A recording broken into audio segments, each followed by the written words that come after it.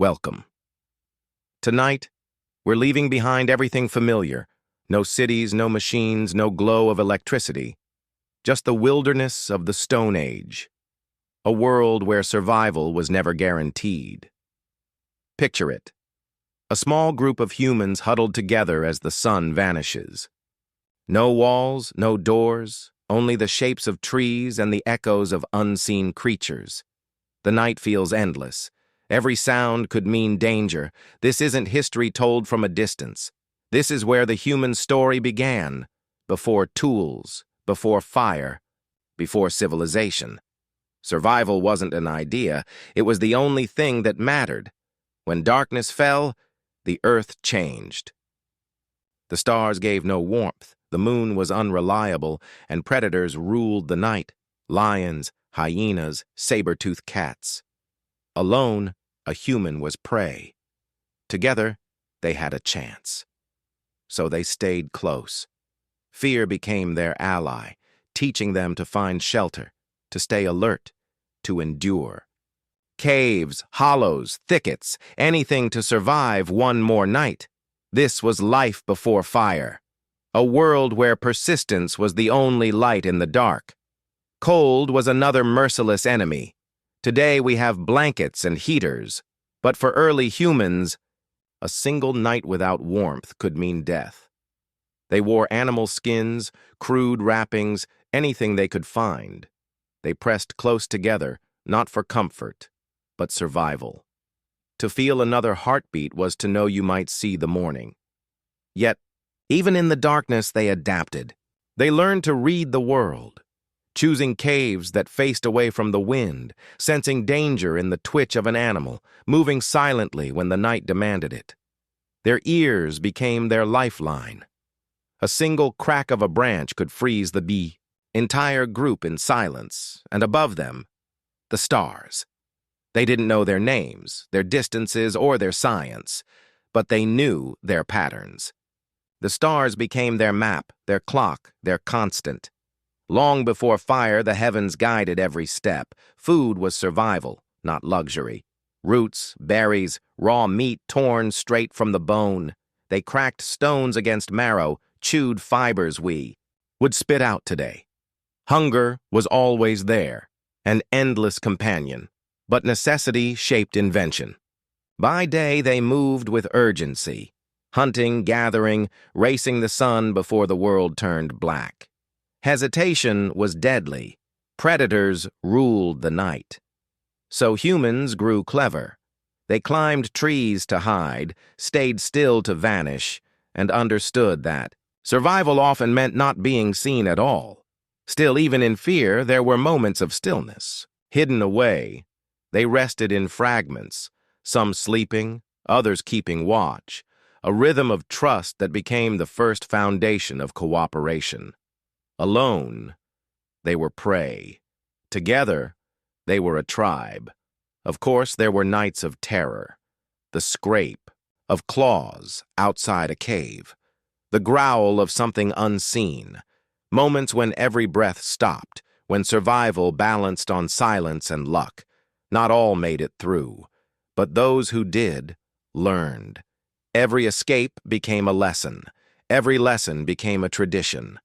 Passed not in words at first, but in instinct, copied by children, remembered by tribes. This was life before fire, a world of hunger, fear, and relentless adaptation. And it forged the strength that would carry humanity forward within the struggle. Of the Stone Age, something remarkable was happening. Our minds were sharpening. Each night of cold and fear forced new solutions. That relentless pressure shaped a species that would one day not just endure the dark, but banish it. When fire first appeared, it wasn't ours. It came as lightning striking the earth, or forests, burning in the distance. To our ancestors, it was terrifying, alive, uncontrollable, a force unlike anything else they had ever seen. But fear slowly gave way to curiosity. They discovered roasted animals left behind by the flames, easier to chew, safer to eat. They felt its warmth, saw predators retreat from its glow. For the first time, the night had a boundary. Picture a small group gathered around one of the earliest fires. The flames flicker, shadows dance across stone walls, and for once, the cold and the dark feel far away. Fear loosens its grip. In that circle of light, there is safety. Fire fed more than their bodies. It fed their minds. Cooked food gave energy for brain growth. Flames turned predators into cautious watchers. And around the fire, humans found something new, a reason to gather. Before fire, the night scattered them. With fire, they came together. It was more than survival. It was the beginning of humanity's first claim on the world. Fire changed everything. It wasn't just warmth, it was a center. For the first time, people gathered not out of fear, but out of connection. They shared food, gestures, silence. And in that circle of light, they became more than individuals. They became a community. Before fire, the day ended with the sun. Darkness swallowed the world until morning.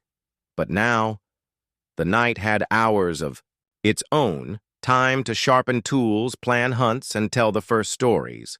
Under flickering light, culture itself began to take root. At first, fire came from nature, lightning strikes, burning forests. Then, humanity learned to spark it from stone, to coax it from friction. It was power beyond strength or speed, power that shifted the balance between humans and the wild. Yet fire was not tame. Left unchecked, it destroyed as easily as it saved. To keep it alive required discipline, knowledge, and constant care. But the rewards were endless. Cooked food fed stronger bodies and sharper minds. Flames hardened wooden, spears, making the hunt more deadly. Warmth opened the path to colder lands. Predators, once rulers of the night, now lingered at the edge of fire's glow. Step by step, fire was turning a fragile species into something far more formidable. And in the quiet hours by the flames, imagination awoke. Shadows on cave walls became shapes with meaning. The first seeds of storytelling, perhaps, were planted in the glow of burning wood. Even today, when we sit by a fire, speaking in low voices, we echo those ancient nights when the darkness was finally pushed back. Fire gave safety, it gave strength. But perhaps its greatest gift was time. For the first time in history, humans did not vanish into sleep at sundown. They stayed awake, together. And in that circle of light, humanity began to become what it is today. Fire gave us warmth and safety, but stone gave us power. Long before villages, farms, or words, there were stones, chipped and sharpened until they could cut, crush, and pierce. The first tools were simple: a sharp edge struck by chance, a heavy rock used to smash bone. But in those crude shapes lay the proof that humans were no longer just reacting to the world. They were shaping it. Imagine one of those first tools in a human hand. Heavy, uneven, primitive, but powerful. With it, flesh could be carved from a carcass, marrow split from bone, fibers cut for rope or clothing.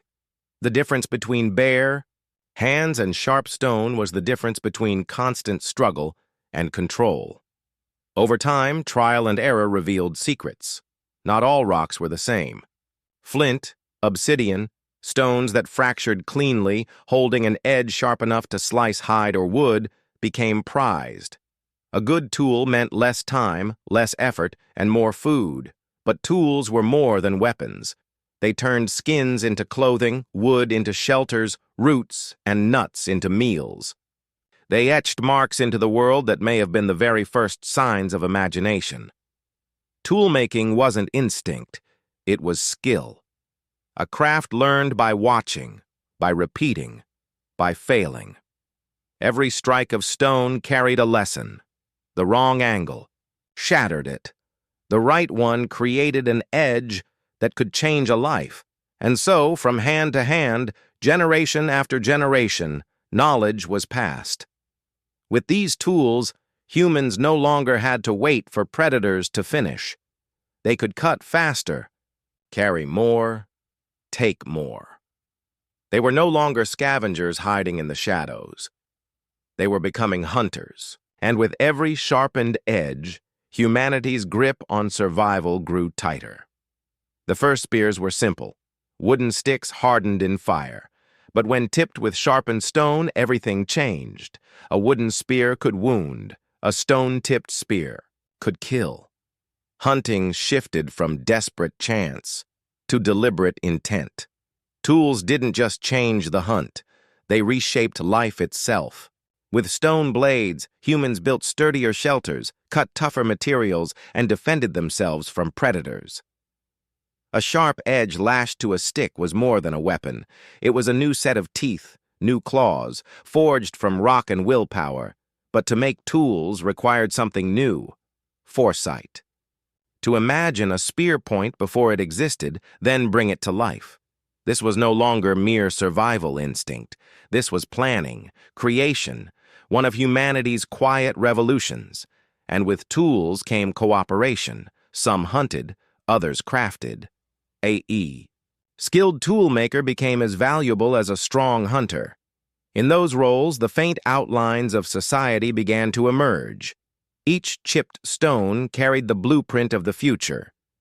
Flint knappers were the first engineers. A sharpened edge was the ancestor of technology. Every tool was a declaration. Humans would not accept the world as it was.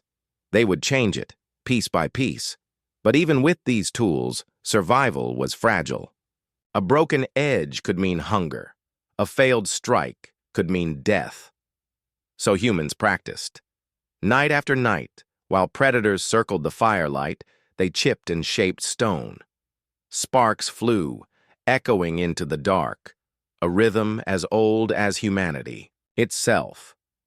The leap from empty hands to hands holding stone wasn't a single moment, but a climb built on countless small victories.